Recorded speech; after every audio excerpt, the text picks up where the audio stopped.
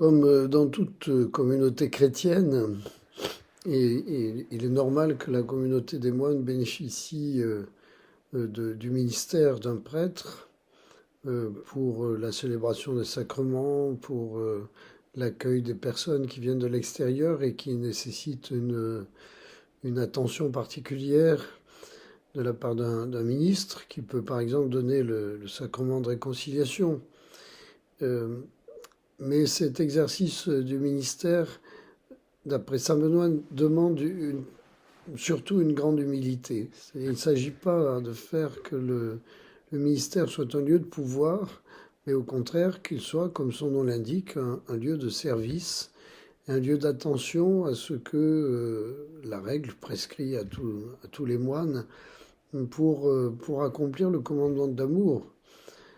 Donc un prêtre doit, d'une certaine manière, être aux premières loges de l'exemple du disciple qui veut rendre présent la force de la vie du Christ au milieu de la communauté. Et donc son ministère ne lui donne aucun privilège. Si jamais il venait à exercer quelques mouvement de domination sur les membres de la communauté, il serait repris, bien sûr, et éventuellement, on ne le garderait pas dans le monastère. Ça vaut aussi pour le diacre, alors que le diacre lui-même, à plus forte raison, exerce un ministère de service et qui peut très bien lui donner l'impression de pouvoir être placé un peu plus haut que les autres.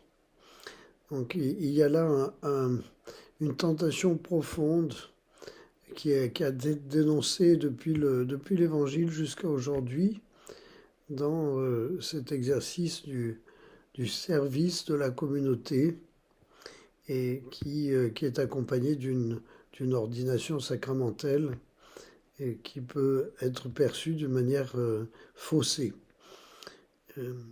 Et dans les monastères, il est important que le témoignage rendu par les prêtres soit d'autant plus manifeste dans ce sens, dans le sens d'un refus de la domination, d'une autorité arbitraire, etc., etc.